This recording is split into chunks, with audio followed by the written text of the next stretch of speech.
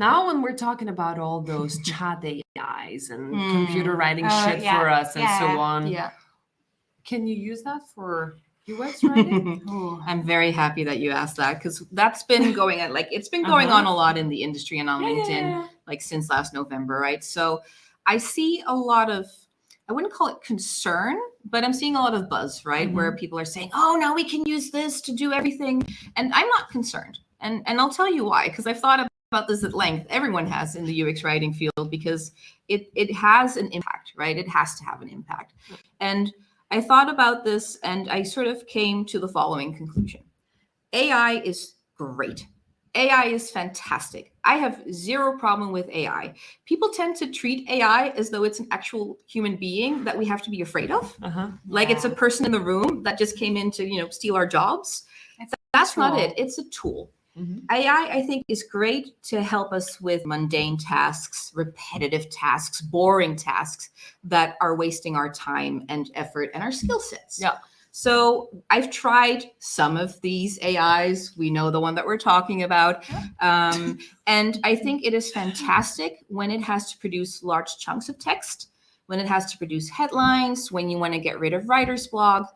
I don't think not as a replacement tool. Not as a replacement. It can't quite do what it is that UX writers do. And I'll tell you why.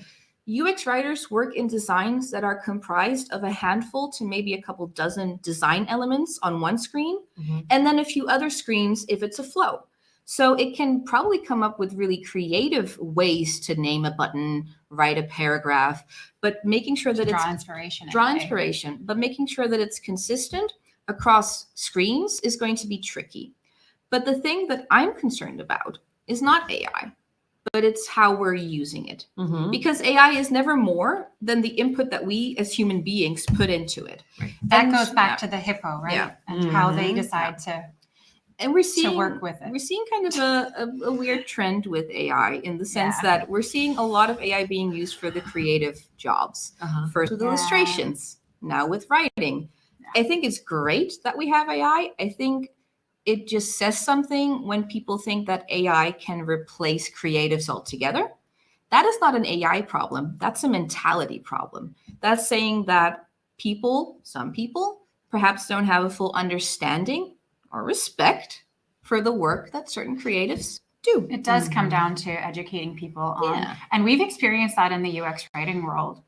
So many times people being like, oh, I don't need a UX writer.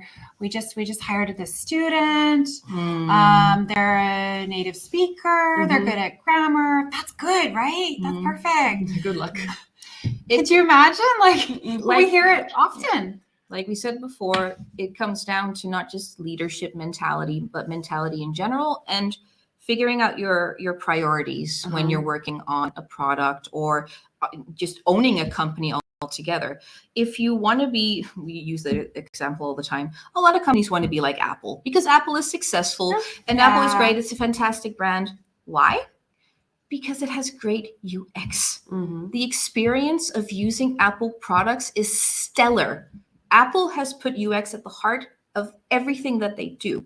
So if you want to be like Apple, really be like Apple and prioritize UX. I love this. And it's emotional, right? And it's personal. Like you can't do that with AI.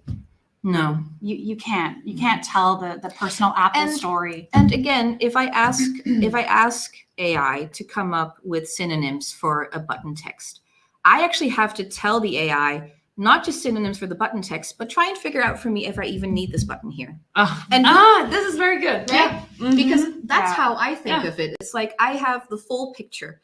I try to do this exercise. I actually should document this sometime, where I try to find out how long it would take me to come up with the right things to say to get the same output as me sitting down and looking at some designs in Figma and coming up with the different output and the different designs. And the AI could not do it because it was fixated on this one piece of text. So, and I also think like if we talk about the long form content again, because that's kind of really what's stressing people out these days, is like, aren't they just all going to sound the same at some point if they're all reproducing the same thing again and again? And what about the brand tone of voice? No, like you're going to lose It's the the personal aspect. It's the beauty the of thing that makes people want to use your company instead of the other company. I mean, it's good for the companies that are already used to do like blast cold emails to other companies. So why do you need a person doing that if you can have a computer doing exactly the same? Then there's variation. Absolutely. You didn't care about that tone of voice anyway. But if you're, but I think if you're looking at product designs and coming up with ways that actually work for people, there's nothing more illogical than the human brain. Yeah. And that's the thing. AI is sometimes simply too logical.